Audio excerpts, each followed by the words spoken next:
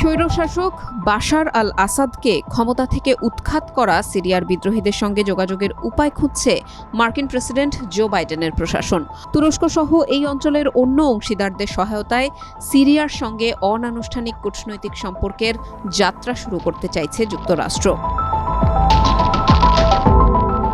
যুক্তরাষ্ট্রের পররাষ্ট্র দপ্তরে এক সংবাদ সম্মেলনে মুখপাত্র ম্যাথিউ মিলার বলেন, ওয়াশিংটনের হাতে বিভিন্ন দলের সঙ্গে যোগাযোগের অনেক উপায় আছে। সেগুলোর একটিকে ওয়াশিংটন সন্ত্রাসী সংগঠন হিসেবে তালিকাভুক্ত করেছিল।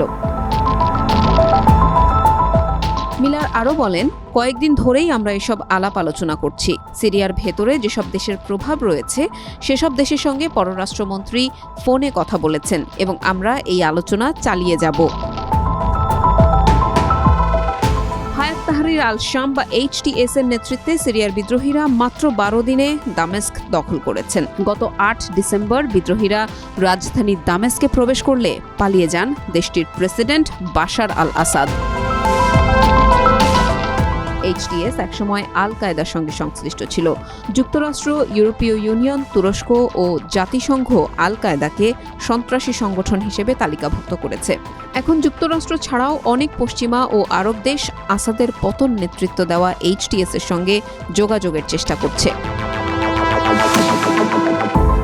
মার্কিন পররাষ্ট্রমন্ত্রী অ্যান্টনি ব্লিংকেন গত 4 দিনে 2 বার তুরস্কের পররাষ্ট্রমন্ত্রী হাকান ফিদানের সঙ্গে কথা বলেন বলেও জানিয়েছেন মিলার।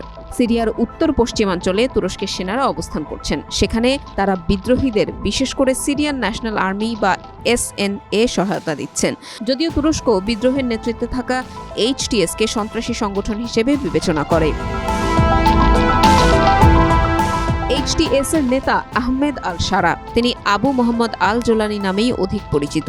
যুক্তরাষ্ট্র তার সঙ্গে যোগাযোগ করতে চাইছে কিনা এমন প্রশ্নের জবাব দিতে অস্বীকার করেছেন মিলার, তবে তিনি কোনো সম্ভাবনাকেই উড়িয়ে দেননি। ম্যাথিউ মিলার বলেন, প্রাসঙ্গিক সব দলের সঙ্গে প্রত্যক্ষ বা পরোক্ষভাবে, একভাবে বা অন্যভাবে আমাদের যোগাযোগের সক্ষমতা আছে বলে আমরা বিশ্বাস করি। জোলানিকে 2013 সালে সন্ত্রাসী ঘোষণা করেছিল যুক্তরাষ্ট্র। দেশটি তখন বলেছিল, ইরাকের আল কায়েদা শাখা জোলানিকে সিরিয়ার আসাদ সরকার উৎখাত করে সেখানে ইসলামিক শরিয়া আইন প্রতিষ্ঠা করতে বলেছে। আধুনিক যুগের মধ্যপ্রাচ্যের সবচেয়ে বড় মোড় ঘোরানো ঘটনাগুলোর একটি বাশার আল আসাদ সরকারের পতন। বাশারের পতনের মধ্য দিয়ে আরব বিশ্বে রাশিয়া ও ইরানের প্রভাব অনেকটাই ভুলুণ্ঠিত হয়েছে।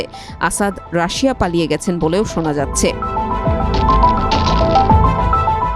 অর্ধ শতাব্দীর বেশি সময় ধরে আসাদ পরিবার সিরিয়া শাসন করেছে। 2011 সাল থেকে দেশটিতে গৃহযুদ্ধ চলছে।